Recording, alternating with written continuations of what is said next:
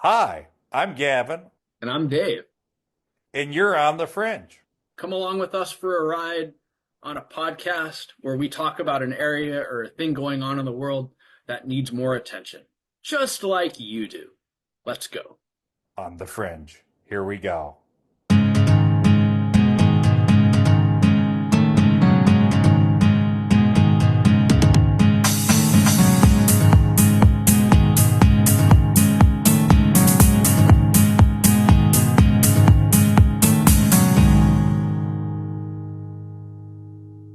Hello, everybody. Welcome back to On the Fringe.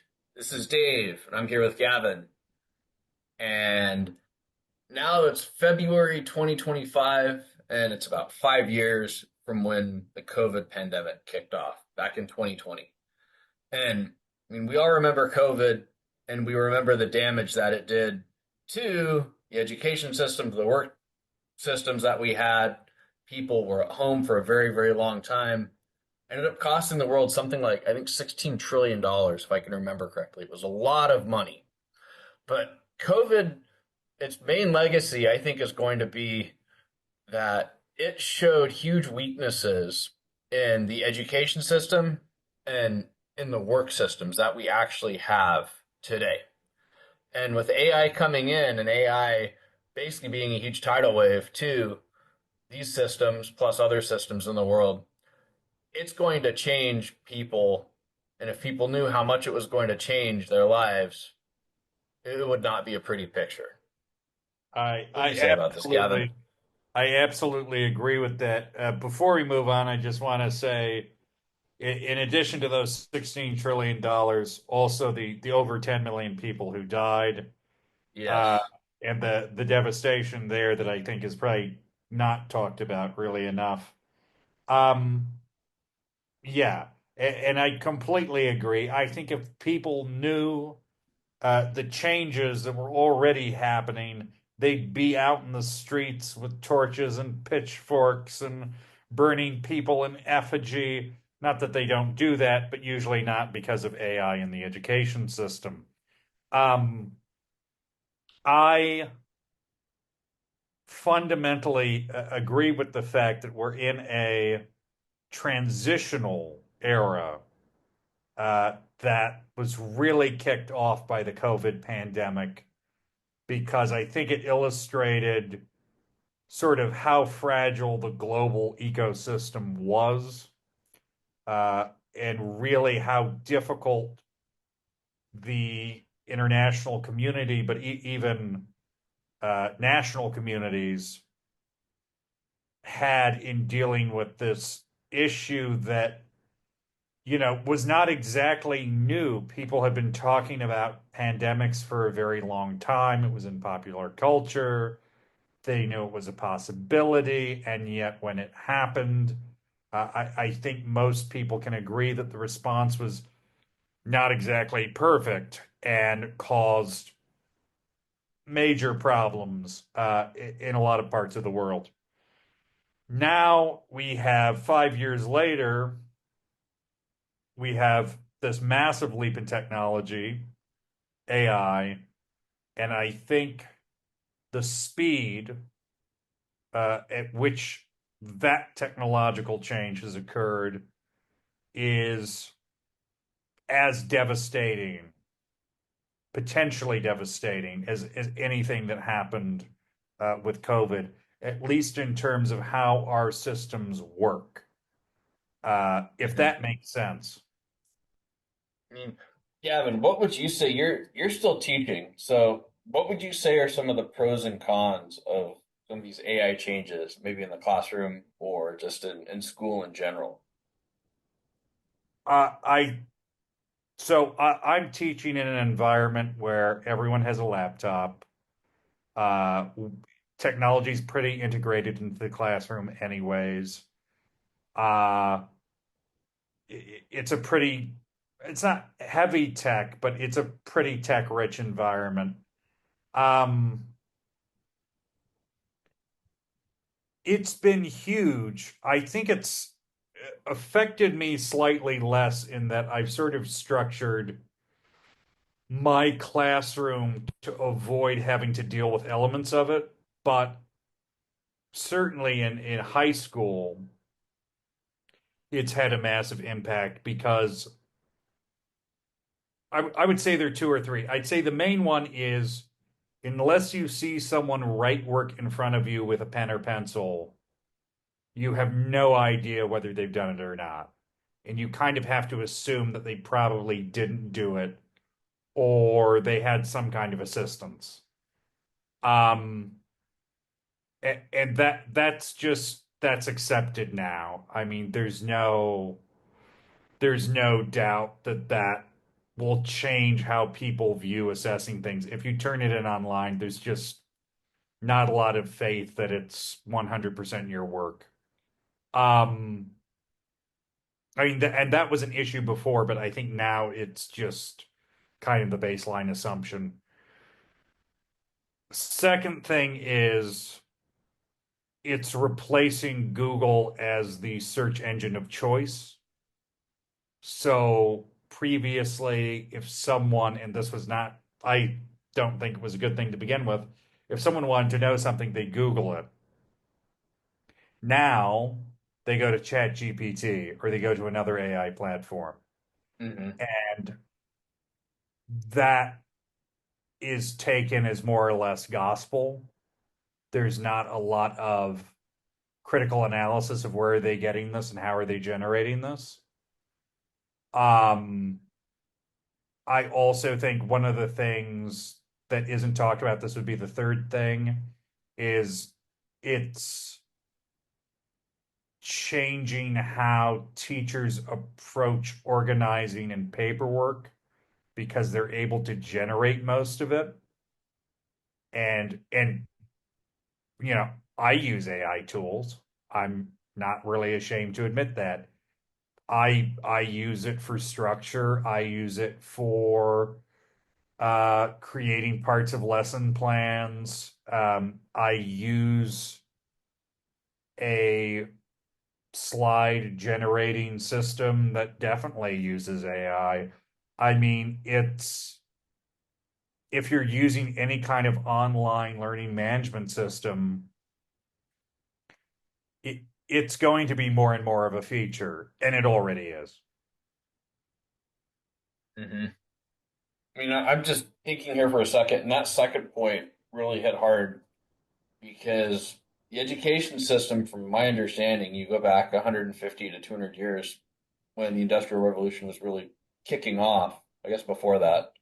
But it was basically created to give people skills so they could be employable. Hmm. And if AI is coming in and AI is basically changing jobs and taking jobs, you have a whole generation of students that are coming in, they're learning how to use this. If they're not learning how to use their brain and they're taking it, okay, this is what ChatGPT said, this must be correct.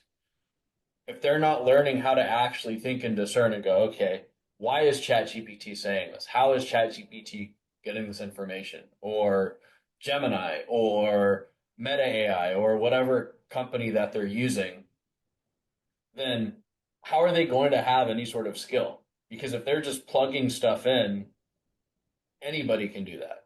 And I think in the next 5 to 10 years, AI is going to be able to plug in information itself. And that whole entire human component of I need to basically tell the AI, this is what I want to do, find it for me. It's going to be able to pretty much do everything by itself. And that's very, very scary. It's very scary because I think we're maybe even closer than that because based on my own AI experimentation, it's able to build a model of your preferences very quickly. And I would say within a couple of years, not even talking 5 or 10 years, within a couple of years, you can literally have virtual models of people. And once you have that, you don't need the real thing. You can have these virtual models making the decisions and inputting the data. And they probably, like I would imagine, OpenAI probably has enough information to do that for tens of thousands, if not hundreds of thousands of individuals. Well, if you can model all of those people, you don't need the people. Hmm. And I think you pointed out something super essential, which is focus on critical thinking skills. Now, the one thing I will say is, at least in international education, at least on some level, people are aware that this is something they need to be talking about and they need to be doing something about. And more people are going, we need to. And again, it's difficult because it's happening so quickly, right? It's just moving so fast.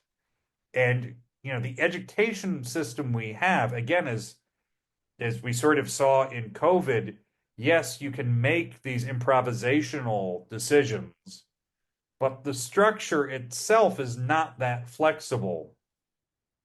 So you have people going, we need to be adapting to give our students the skills to use these tools critically. And what's difficult about that is, man, everyone's learning in real time. Like most teachers are not as plugged into it as the students are. That's not Some teachers are very plugged in and very aware of what's going on with ChatGPT and AI generally, but a lot of people are not, and they're not really able to keep up with the speed of the change. They're not able to keep up with the students. So if you can't keep up with the students, how can you teach them to use it critically? And the short answer is you can't. Uh, That and well, I'm no, taking a go ahead. second to try to. I'm taking a second to try to digest this, and I am thinking now, if I'm a school administrator, Hmm. and I'm just thinking in general here of school administrators that I have met, most of them are not highly involved in technology and in designing the curriculum. And this to me looks like it's going to be very, very challenging moving forward for a lot of school administrators, where if they're behind, they're going to have to get caught up very quickly. And if the students know more about the actual system than the school does, then how is the school going to be able to provide a quality education for the students? Uh, and the thing I'll say is that is a huge question in international education today, which is how do we begin to do this? Because it's a pretty monumental task. And it's to go back to what you said, it's a system that's not necessarily training for skills that I think even before the introduction of AI were necessarily applicable to what the world looks like. I mean, and I'm not even talking about, you mentioned employability. I'm not even talking about that. I'm just talking about, being a human being in the world. Like a lot of the skills that I was taught, they're not particularly applicable. And I don't necessarily think that the purpose of education is you have these applicable skills that makes you competitive in the marketplace. I take issue with that. I much more believe that it's a process that you're creating, involved learners, inquisitive people. I think that's a good thing in and of itself. The issue you now have is that's becoming increasingly shunted to the side because you have people waking up and going, oh my God, what we're training these people to do, the systems we're training them to navigate are already obsolete. Mm-hmm. Yeah, And like, it's like you're basically teaching them this is how you ride a horse, and you've got a motorway right next to it with a Corvette or a Ferrari. yeah, And you can yeah, choose the horse or you can choose the Ferrari. And what are you going to do? you're gonna go for the Ferrari because it looks nice. Exactly. Yeah, Probably going to get a hot chick to ride with you too. in the Ferrari. On the horse, I don't know. Oh, Possible. It's Dave, possible. your imagination's running wild yet again. Um, but I mean, this is yeah, I don't think that metaphor is wrong. I think the issue is, skills that I do think are important, like critical thinking, which to be fair has not always been the strength of the education system to begin with. But things Yeah. we go to a prison, we work in a prison, we live in a prison called school. I think John Lennon wrote that in the 70s. I mean, this is not always a strength of the education system, to be honest, but that I think in the sort of brave new world we're moving towards, I think it's something that is absolutely critical. And it's difficult to see how that survives. I mean, and I know, people always make the comparison with the calculator. I think this goes beyond the calculator in a lot of ways. Um, I don't know. I'm sure it did put people out of jobs, but I don't think the calculator is going to put as many people out of jobs as AI is. Nope, I'm with you there. Yeah. And I mean, even if you say, okay, I've had conversations before with people where they look at AI and they go, oh, it's, the typewriter going to the computer.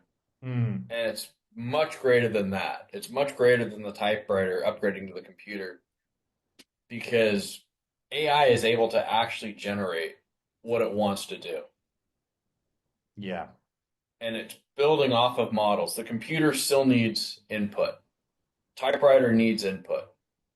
And if these models don't need input, then they can just basically use the existing information that they have to make you can make a decision or it can make an analysis and probably through a confidence interval it's going to be able to predict some sort of it could be anything, but it's a whole completely new type of world that we're going to be living in, and I can't wrap my head around it, to be honest. I can't.